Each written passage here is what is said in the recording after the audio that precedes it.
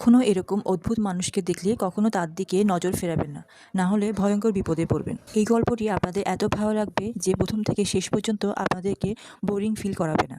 তো শুরু করা যাক গল্পটি। আজকে কথা বলবো এক horror short film don't look away. গল্পটি শুরু হয় সামিরা নামের একটি মেয়েকে নিয়ে।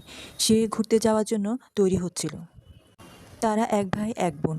তার ভাই হঠাৎ করে এসে বলে যে এত মেকআপ করে কি হবে, বাইরে তো বৃষ্টি হবে। সামিরা তখন বাইরের দিকে তাকিয়ে দেখে যে আকাশ একদম পরিষ্কার, সেখানে তো কোনো বৃষ্টির ছিটেফোঁটাও নেই। সে তখন অনেক খুশি হয় বাইরের আবহাওয়া দেখে।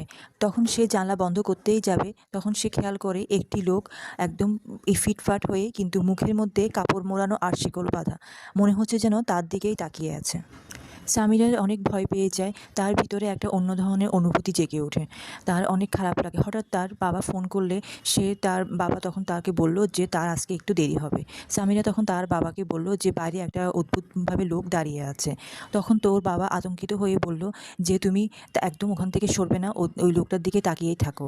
আর তোমার ভাইকে বলো যে চারদিকে জানলা দরজা যেন বন্ধ করে দেয়। এই এই কথা শুনে সামিরা অনেক ভয় পেয়ে গেল। সামিরা তার বাবার কথা কিছুই বুঝতে পারল না। সে তার বাবা কেন এত আতঙ্কিত হয়ে গেছে। তখন সে তার ভাই জিমকে ডেকে বলল যে এই চারদিকে জানলা দরজা সব বন্ধ করে দিতে। তার ভাই ভাবছে যে সামিরা হয়তো তাকে মজা করার জন্য এই কথাগুলো বলছে। তখন জিম হঠাৎ খেয়াল করলো যে সামিরা মনোযোগ দিয়ে জানলা দিয়ে কী দেখছে।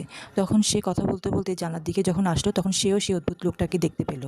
তখন সেও অদ্ভুত লোকটাকে দেখে ভাবলো যে ওই লোকটা হয়তো তার দিকেই দেখে আছে। সামিরা তখন দেখলো যে ওই লোকটা দুজন লোককে দেখছে, কিন্তু দুজন লোককেও কী করে দেখবে। তখন জিমকে পাহা দিতে বলে সে জানলা টানলা বন্ধ করতে গেল। সব কিছু বন্ধ করে এসে যখন সে জিমের কাছে আসলো, তখন সে খেয়াল করলো যে ওই লোকটা ঘরের ভিতরে চলে এসছে। কিন্তু জিম তো বাইরে আরেকজনকে দেখছে, তার মানে ঘরে সে আরেকটাকে দেখছে একই রকম দেখতে। ও লোকটাকে তখন ভাবলো যে লোকটার চোখে যদি টেপ লাগিয়ে দিই তাহলে সে আর কিছু দেখতে পাবে না। তখন সে আস্তে আস্তে টেপ নিয়ে লোকটার চোখের দিকে যেই লাগাতে যাবে, লোকটা তখন সামিরার উপর হামলা করে তার চোখ নষ্ট করতে চাইলো।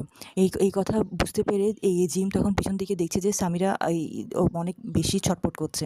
তখন সে পিছন থেকে ওই লোকটাকে আঁকড়ে ধরে যখন সরাতে গেল, তখনই দেখছে যে ওই লোকটা তখন রুমের ভিতরে ওদের দুজনকেই দেখছে। এমন সময় হঠাৎ ওর বাবা চলে আসলো। ওরা ওর বাবাকে ইশারা করে বলছে যে ওই লোকটা এখানে দাঁড়িয়ে আছে, কিন্তু ওর বাবা ওই লোকটাকে দেখছে না। ওর বাবা কী করেছে, একটা আয়না নিয়ে যখন ওই লোকটার সামনে মুখের সামনে দিল, তখন ওই লোকটা তখন ওই ওর চেহারা দেখে তখন ওখানেই হঠাৎ করে আয়নার ভিতরে চলে গেল। তারপর ওর বাবা কী করলো, আয়নাটা ভেঙে ফেললো। সামিরা ওর বাবাকে বলে, বাবা এগুলো কি হচ্ছে। সামিরার বাবা তখন বলে, একবার আমি তোমার মার সাথে এখানে ঘুরতে এসেছিলাম, তখন এই আত্মাটা আমাদের পিছনে আমাদেরকে বারবার আমাদেরকে ভয় দেখাতো। এখন অনেক বছর পর